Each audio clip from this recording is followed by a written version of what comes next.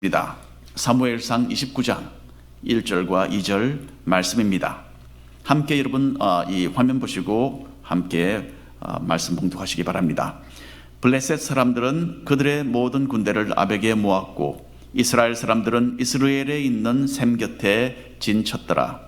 블레셋 사람들의 수령들은 수백 명씩 수천 명씩 인솔하여 나아가고 다윗과 그의 사람들은 아기스와 함께 그 뒤에 나아가더니. 아멘. 옛날에 에드윈 랜드시어라는 1800년대에 영국에서 가장 유명한 화가가 있었습니다.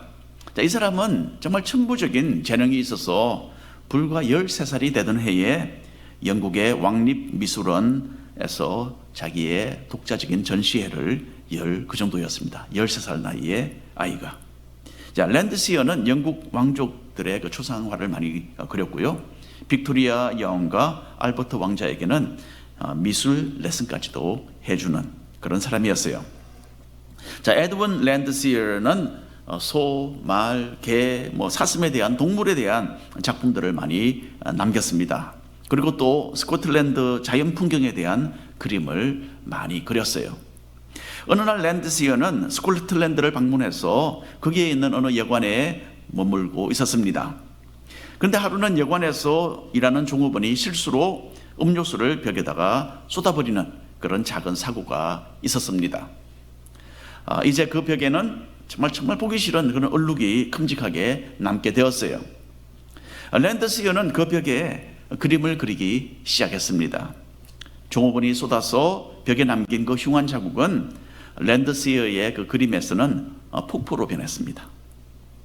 잠시 후에 그 벽에는 아주 거대한 폭포와 나무와 산짐승이 나오는 멋진 스코틀랜드의 자연 풍경을 담은 위대한 그림이 하나 탄생했다고 합니다.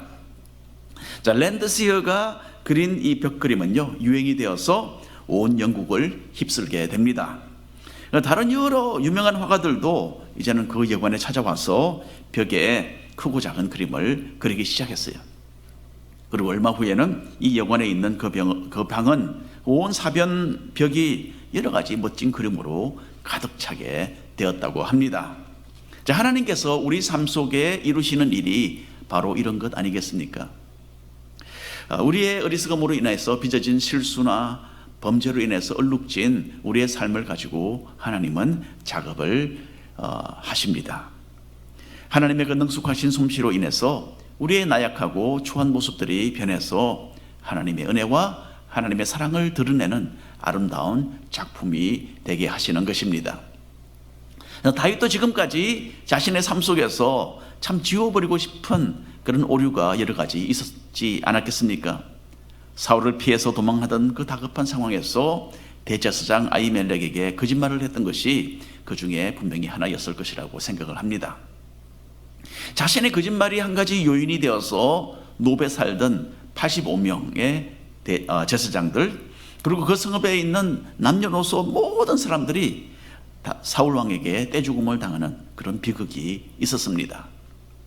다윗이 저질렀던 또 한 가지 큰 실수는요, 사울 왕의 그 추격을 피하기 위해서 블레셋 나라로 피신을 했던 것입니다. 다윗은 사울 때문에 정말 위험한 상황들을 참 많이 만났던 것은 사실입니다. 하지만 그때마다 하나님께서 개입해 주셨기 때문에 안전하게 사울의 손에서 벗어날 수 있었죠. 그리고 이런 위기들이 오히려 하나님의 은혜를 경험하는 그런 기회들이 되기도 했습니다. 하지만은 사무엘상 27장에서 본 것처럼 다윗은 계속되는 도망자의 그 생활에 대해서 낙심을 하게 됩니다. 이스라엘 땅을 떠나서 블레셋 민족의 땅에 들어가면 거기서 살면 안전할 것이 아니겠느냐라는 그런 인간적인 그런 생각을 하게 된 것입니다. 그래서 자신을 따르는 600명의 부하들, 또 그들의 아내들, 또 그들의 자녀들을 다 이끌고서 다윗은 블레셋에 속한 가드 왕 아기스에게 망명을 하게 된 것입니다. 다윗의 이 결정으로 인해서 그 후 한 1년 4개월 동안 다윗과 그 부하들은 정말 어지러운 그런 생활을 하게 됩니다. 그리고 이 일로 인해서 정말 걷잡을 수 없는 위기 속으로 빠져들어가게 돼요. 다윗은 이런 불신앙과 오류의 참혹한 그런 결과를 맞이하는 가운데서 또한 하나님께서 새롭게 회복시키시는 은혜도 아울러 경험을 하게 됩니다. 오늘도 다윗의 그 경험을 우리가 한번 살펴보면서 우리 모두가 신앙인의 그 새로운 각오와 결단을 내려보는 그런 시간이 되기를 간절히 바랍니다.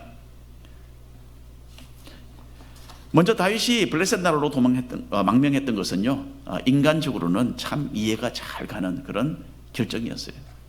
하지만 이것은 신앙적으로 보면 뒷걸음질하는 선택이었습니다. 다윗은 여러 해 동안 실수하지 않으시는 그런 하나님을 경험했죠. 자신을 늘 보호하시고 인도하셨던 그 하나님에 대한 그런 지금 불신앙으로 미끄러져 내려가고 있었습니다. 이전에 읽었던 우리가 구절이지만은 우리 오늘 이해를 돕기 위해서 다시 한번 읽어보겠습니다. 사무엘상 27장 1절에 있는 말씀 함께 읽겠습니다. 다윗이 그 마음에 생각하기를 내가 후일에는 사울의 손에 붙잡히리니 블레셋 사람들의 땅으로 피하여 들어가는 것이 좋으리로다. 사울이 이스라엘 온 영토 내에서 다시 나를 찾다가 단념하리니 내가 그의 손에서 벗어나리라. 다윗은 사울 왕의 추격을 피해서 군사들과 가족들을 거느리고 결국 블레셋 사람들이 사는 지역으로 피신을 합니다. 블레셋의 방백 중 하나인 아기스 왕은 다윗과 같은 참 유능한 사람이 사울에게 쫓겨서 자기에게 온 것을 기뻐했어요. 다윗이 부하들을 이끌고 아기스에게 피신한 것은 아기스의 신하로서 이제는 앞으로 충성을 맹세하겠습니다 라는 그런 의미였어요. 자, 이것은 근본적으로 대단히 심각한 오류가 있는 그런 결정이었습니다. 왜냐하면 블레셋은 이스라엘의 적국 아니었습니까? 다윗이 어린 소년으로서 싸워서 죽였던 골리앗이 바로 블레셋 군대에 속한 블레셋 사람이었어요.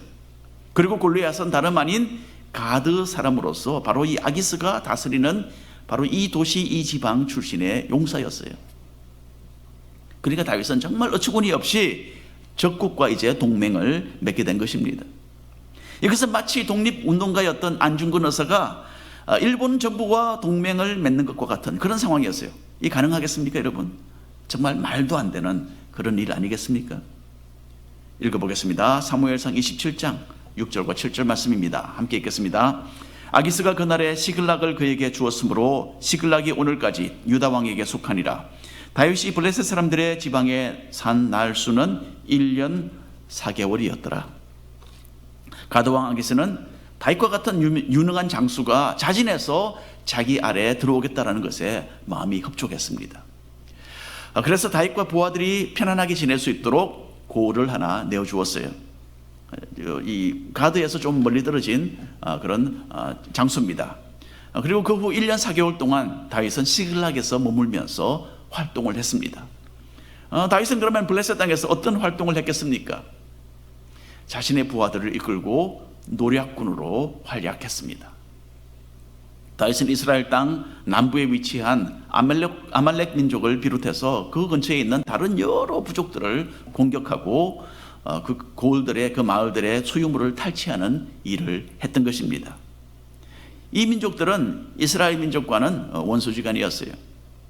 특별히 아말렉은 출애굽기에서 벌써 이스라엘 민족의 원수로 등장을 합니다.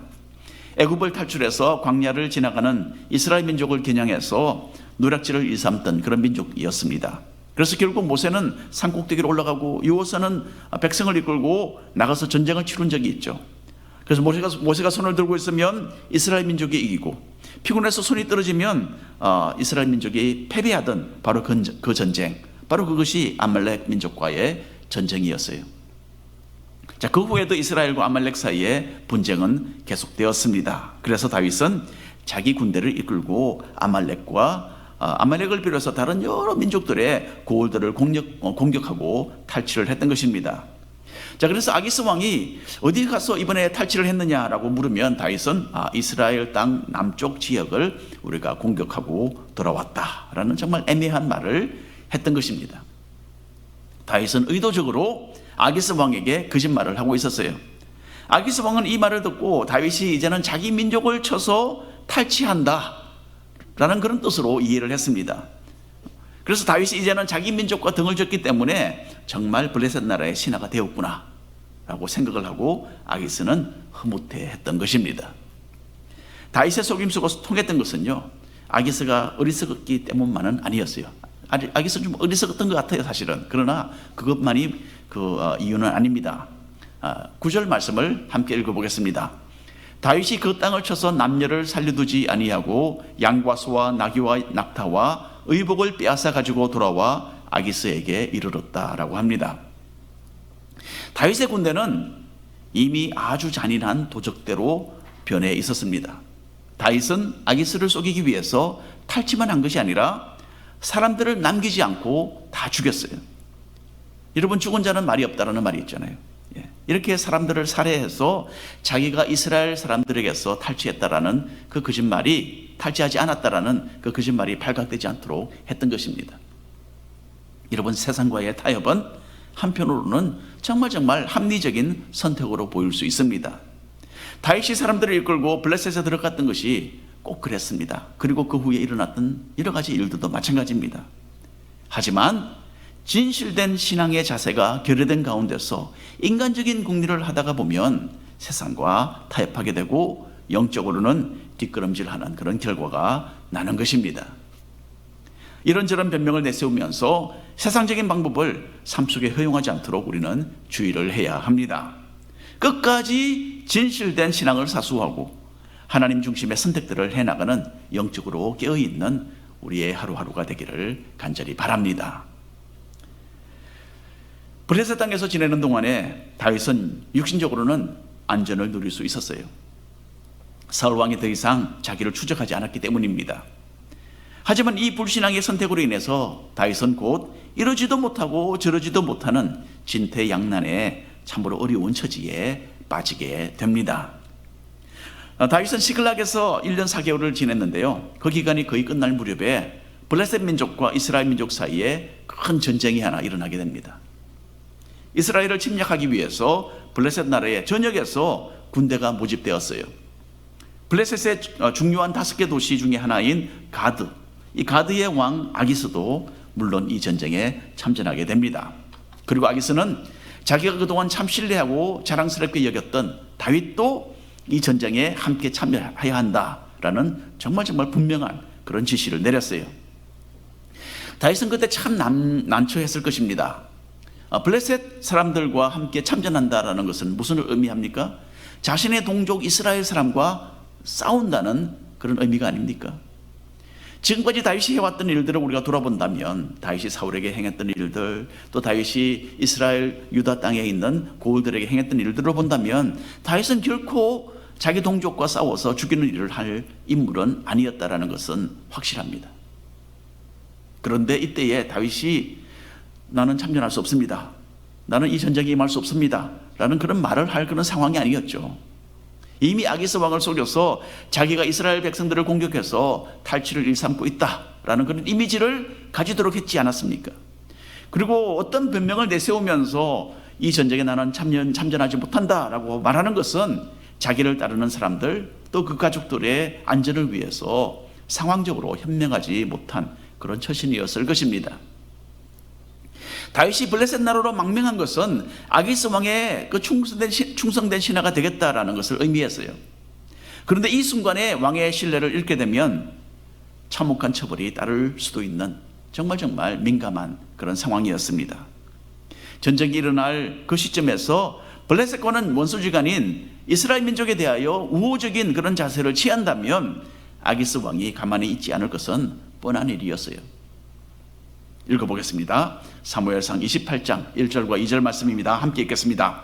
그때에 블레셋 사람들이 이스라엘과 싸우려고 군대를 모집한지라 아기스가 다윗에게 이르되 너는 밝히 알라. 너와 내 사람들이 나와 함께 나가서 군대에 참가할 것이니라.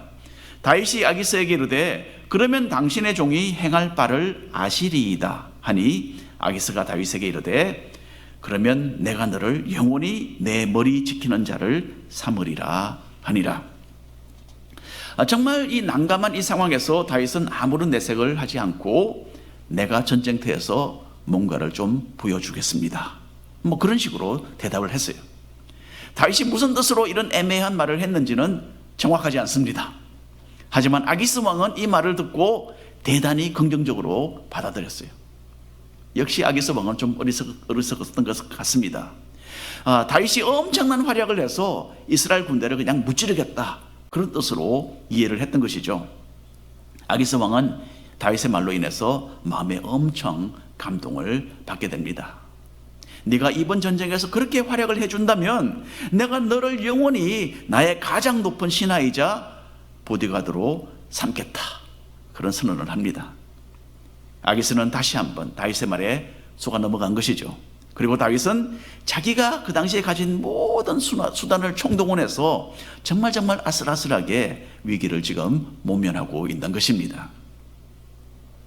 다윗은 자기 동족 이스라엘 백성의 반대편에 서서 전투에 임해야만 하는 이런 참 고약한 상황에 처하게 되리라는 것을 꿈에도 생각하지 못했을 것입니다. 그냥 블레셋 땅으로 도망쳐서 사울의 추격에서 그냥 벗어날 것을 생각하고 그렇게 계획을 하고 또 그렇게 집행을 했던 것이죠. 하지만 이제 자신이 정말 불신앙적인 자세로 그 상황과 타협했던 것에 대한 정말 무서운 결과를 지금 마주대하고 있었던 것입니다. 여러분, 본래 타협하는 것이 이렇게 무서운 것입니다. 작은 한 그릇만 내어주면 얼마 되지 않아서 더 큰 것에 대한 요구가 떠오르는 것입니다. 하나님께 잠시 조금만 등을 돌린 것뿐인데 순식간에 깊은 죄의 수렁에 빠지게 되는 것입니다. 이제 다윗은 하나님의 정말 특별한 개입하심이 없다면 헤어나지 못하는 그런 참 공경에 처하게 되었습니다. 사무엘상 29장 1절과 2절 말씀 읽겠습니다. 블레셋 사람들은 그들의 모든 군대를 아벡에 모았고 이스라엘 사람들은 이스라엘에 있는 샘 곁에 진쳤더라. 블레셋 사람들의 수령들은 수백 명씩 수천 명씩 인수하여 나아가고 다윗과 그의 사람들은 아기스와 함께 그 뒤에서 나아가더니. 오늘 본문 말씀이죠. 여러분, 간혹 영화나 한국 드라마를 보면 그런 거 있지 않습니까? 플래시백, 그런 장면들이 나옵니다. 한국말로 뭐라고 하는지 잘 모르겠는데, 현재로 진행되는 상황이 아니라 그보다도 어쩌면 몇 시간 전에, 어쩌면 며칠 전에, 어쩌면 몇 주 전에 있었던 일들을 잠깐 보여주는 것, 그게 플래시백이라고 합니다, 영어로는. 근데 이런 플래시백이 너무 많이 되풀이 되거나 아니면 그냥 뻔한 내용이 또다시 반복되기 때문에 저는 보통 이 한국 드라마에 별로 관심이 없습니다. 자, 그런데 사무엘상 29장은 조금의 플래시백 그런 장면입니다. 지난주에 읽었던 사무엘상 28장에서 우리는 사울 왕이 전쟁을 두려워해서 엔돌에 있는 신접한 여인을 만나는 그 장면을 읽어보았습니다. 이 사울의 이야기는 블레셋과의 전쟁이 있기 바로 하루 전날, 바로 그 전날 밤에 그 전날에 있었던 그런 일이었어요. 그런데 사무엘상 29장에서 이제는 한 장 넘어가서 다윗이 아벡에서 블레셋 군대의 그 방백들을 만나는 그런 장면이 나오잖아요. 이것은 사울에 대한 이야기보다도 며칠 전에, 어쩌면 거의 한 일주일 전에 먼저 있었던 일입니다. 그러니까 지금 플래시백입니다. 자, 전투지는 수넴이었죠. 수넴에서 아벡은 약 한 40마일 정도 거리입니다. 아벡, 이제 이 블레셋 사람들이 아벡에 다 모여서 한번 여기서 계획을 세우고 또 40마일 정도 또 북으로 전진을 해서 그 북쪽에 있는 이 수넴에서 결국 전쟁을 하게 됩니다. 전쟁에 임하기 전에 블레셋 사람들이 아벡에 모여서 모든 군대를 정비하고 전쟁 준비를 갖추게 됩니다. 블레셋 나라 각 지역에서 수백 명씩, 수천 명씩 무리를 떼를 지어서 아벡에 도착을 했어요. 그러니까 엄청난 그런 군대가 지금 결집이 되고 있습니다. 다윗도 부하들과 함께 시글락에서 3일 정도 행진해서 50마일 정도 거리거든요. 3일 정도 걸어서 행진해서 이곳에 도착을 했습니다. 여러분, 수천 명, 수만 명 중에 다윗의 군대 600명. 정말 너무 작은 사이즈죠. 정말 그런 참 위협적인 그런 상황 속에 지금 들어가 있습니다. 블레셋 민족의 왕들과 장군들은 자기들 가운데 이스라엘 사람들 몇백 명이 따로 무리를 지어서 있는 것을 보고 당황을 하게 되죠. 그렇지 않겠습니까? 이스라엘 사람들을 대항해서 이제 전쟁을 하러 가는데 자기들 군대 속에 이스라엘 사람들이 가담해 있다라는 것은 정말 뜻밖의 일 아니겠습니까? 그 영문을 모르는 사람들이 당황을 하게 됩니다. 아기스 왕은 동료들에게, 다른 왕들에게, 다른 방백들에게, 또 장군들에게 다윗을 착 소개를 합니다. 그 당시에는 뭐 사진이나 뭐 이런 비디오나 이런 게 없었기 때문에 사실 그 사람의 얼굴을 보고서 알아보는 그런 일이 별로 없었어요.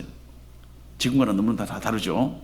그런데 여기 보니까 이 사람은 원래 사울의 신하였는데 지금은 자기에게 망명을 해서 충성된 신하가 되었다. 그런데 이 사람이 바로 다윗이다.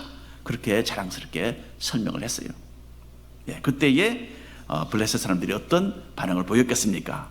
29장 4절 5절 말씀을 우리가 한 목소리로 읽어보겠습니다.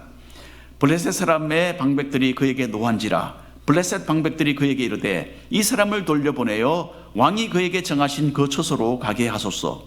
그는 우리와 함께 싸움에 내려가지 못하리니 그가 전장에서 우리의 대적이 될까 하나이다. 그가 무엇으로 그 주와 다시 화합하리이까? 이 사람들의 머리로 하지 아니하겠나이까?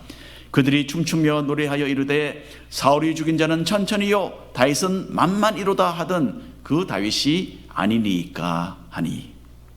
맞는 말이죠. 블레셋 방백들은 다윗이 자기들 진영에 함께 있다는 것에 대한 대단한 불안을 여기에 표시하고 있습니다. 다윗은 이전에 블레셋 군대를 치고 승리의 승리를 거듭했던 이스라엘의 장군이었어요.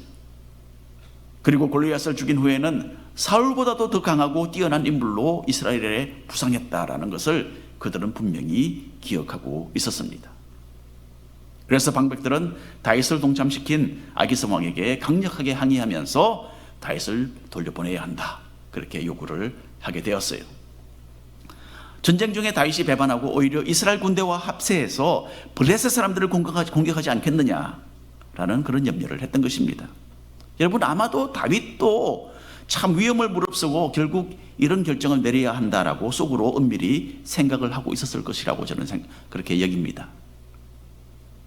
어쨌든 반대에 부딪혀서 아기스 왕은 어쩔 수 없이 다윗을 돌려보냈습니다. 자, 계속해서 읽겠습니다. 사무엘상 29장 10절 11절 말씀입니다. 그런즉 너는 너와 함께 온 내 주의 신하들과 더불어 새벽에 일어나라. 너희는 새벽에 일어나서 발거든 곧 떠나라 하니라. 이에 다윗이 자기 사람들과 더불어 아침에 일찍이 일어나서 떠나 블레셋 사람들의 땅으로 돌아가고 블레셋 사람들은 이스라엘로 올라가니라. 그래서 아벡에서 블레셋 군대는 북으로 이렇게 행진해서 수넴으로 가고 다윗은 다시 자기가 살던 시글락으로 돌아가게 됩니다. 분명히 다윗은 속으로 안도의 한숨을 쉬었을 것입니다. 다윗과 부하들은 동족을 향해서 칼을 겨누어야 하는 좀 끔찍한 상황을 모면하게 되지 않았습니까? 하나님께서는 블레셋 방백들의 불안과 의심을 사용하셔서 다윗에게 피할 길을 제공해 주셨던 것입니다. 다윗이 블레셋으로 들어갔던 것은 처음부터 신앙적인 뒷걸음질이었고 또한 타협이었습니다. 신학자들은 다윗이 블레셋에서 지냈던 이 1년 4개월의 그 기간 동안 하나님을 찾거나 하나님께 찬양을 지어 불렀다라는 기록이 없다는 것을 지적하고 있습니다. 사무엘상 27장, 29장에는요 다윗에 대한 이야기가 많이 나옵니다. 그런데 다윗은 이 두 장에서 하나님을 아예 언급하지도 않습니다. 하나님의 이름을. 하나님의 이름이 언급된 것은 참 공교롭게도 다윗이 아니고 아기스 왕이 하나님의 이름을 언급합니다. 다윗은 하나님을 언급하지 않습니다. 이 기간 동안 다윗은 영적인 어둠 속에 살았다라는 것을 여기서 의미해 주고 있습니다. 다윗은 이스라엘과는 명백하게 원수 나라인 블레셋의 왕 아기스에게 충성을 맹세했어요. 이것으로 시작해서 다윗은 도적대의 두목으로서 타민족의 마을들을 습격하고 탈취하며 주민들을 한 사람도 남기지 않고 다 죽이는 그런 만행을 저지르는 사람으로 떨어지게 되었습니다. 그리고 자신과 부하들이 동족 이스라엘의 그 반대편에서 싸우게 될 뻔하는 참으로 끔찍한 위기에 빠지는 그런 상황을 초래하도록 했던 것입니다. 저는 요즘 코로나 상황으로 인해서 운동이 좀 부족하죠. 그래서 간혹 자전거를 타고 교회와 집을 왕복합니다. 여러분, 자전거는 그렇죠. 계속 페달을 밟아서 앞으로 전진해야만 합니다. 그렇지 않으면 어떻게 됩니까? 밸런스를 잃어버리고 넘어져 버리죠. 제자리 걸음이라는 자전거에는 없습니다. 자전거에는 뒷걸음질도 물론 불가능합니다. 그냥 앞으로만 가는 거예요. 그게 자전거를 타는 것입니다. 올바른 신앙생활은 마치 자전거를 타는 것과 같습니다. 오로지 앞으로 전진하는 것이지 제자리 걸음이나 영적인 뒷걸음질을 하면 안 되는 것입니다. 특별히 요즘 코로나 사태를 만난 우리는 각자의 영적인 상태에 대해서 진단을 내려보아야 합니다. 지금보다 더 하나님을 사랑하고 더 열정적으로 기도하고 또 더 열심히 말씀을 읽었던 적이 이전에 있었던가 한번 스스로에게 물어보시기를 바랍니다. 어떻습니까? 지금보다 이전에 혹시 더 열심히 신앙생활 했던 적이 있습니까? 만일 지금과 비교해서 이전에 더 영적으로 깨어있는 그런 삶을 살았다고 판단을 하신다면 현재 상황에 대하여 오로지 한 가지 진단만이 가능하지 않겠습니까? 이전에 비해서 지금은 나는 뒷걸음질을 하고 있다라는 결론을 우리는 도달하게 되는 것입니다. 다윗은 영적으로 퇴보하는 불신앙의 삶을 살았습니다. 그리고 그 결과는 심각했어요. 만일에 신앙의 뒷걸음질을 하고 계신다면 계속 그곳에 머물러 있지 마시고 지금 마음을 돌이키셔야만 합니다. 그리고 신앙생활에 자극이 될 수 있는 그런 기회들을 포착하셔야 돼요. 이런데 제가 항상 하는 말이 있잖아요. 이제 곧 제자훈련과 사역훈련이 다시 시작됩니다. 이런 프로그램에 함께 참여하셔서 신앙성장의 기회로 삼으시기를 바랍니다. 지금은 코로나로 인해서 정말 특별한 시간을 우리가 모두 지나고 있습니다. 그리고 어쩌면 지금같이 신앙훈련을 받을 기회가 이 다음에 쉽게 오지 않을 수도 있지 않겠습니까? 조금 무리를 내어서 뛰어드시면 분명히 영적인 성장을 경험하는 은혜의 시간이 될 것입니다. 그리고 이제 멀지 않아서 그동안 중단되었던 목장을 재정비하고 소그룹 모임을 다시 시작할 계획입니다. 아직은 이전처럼 가정에서 자유롭게 모일 수 있는 그런 상황이 아니죠. 하지만 당분간 일단 온라인으로 서로 대면하며 교제하는 그런 모임을 가지려고 그런 계획을 세우고 있습니다. 사역훈련까지 마치신 분들 이번에 목자로 많이 지원해 주시면 좋겠습니다. 지난 한 해 동안 쉬셨다면 이제 다시 시작하셔야죠. 최대한으로 그룹을 작게 나누기를 원합니다. 그리고 새로운 교재를 가지고서 새로운 방법으로 목장을 이끌어 나가고 또 새로운 그런 방법으로서 의미 있는 그런 시간을 함께 나누고자 지금 계획하고 있습니다. 이렇게 소그룹 인도자로 지원하신다면 본인의 영적인 건강을 위해서도 참으로 유익한 시간이 될 것입니다. 여러분 어쨌든 주저앉아 있는 것은요 곧 영적인 뒷걸음질이라는 사실을 꼭 기억하시기를 바랍니다. 찬송가 28장에 있죠. 우리에게 많은 감동을 주는 찬송입니다. 복의 근원 강림하사 찬송하게 하소서. 한량없이 자비하심 청량할 길 없도다. 천사들의 찬송가로 나를 가르치소서. 구속하신 그 사랑을 항상 찬송합니다. 너무나 귀한 찬송 아닙니까? 영적으로 깨어 있어서 우리의 입술에는 하나님을 향한 찬송이 가득한 삶을 사는 것이 우리가 모두 다 원하는 바입니다. 그런데 우리는 자주 그렇게 하지 못하는 것을 발견하죠. 그렇게 하기보다는 더 많이 넘어지고 실패합니다. 그래서 3절 후반에는 이런 가사가 있지 않습니까?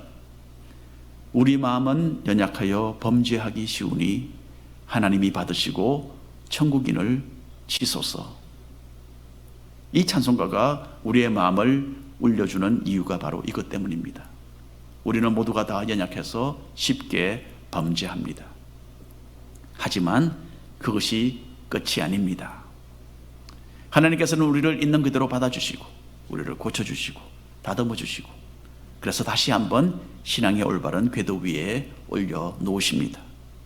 그래서 이제는 뒷걸음질은 그만하시고 믿음을 가지고 앞으로 전진해 나아가시기를 축원합니다.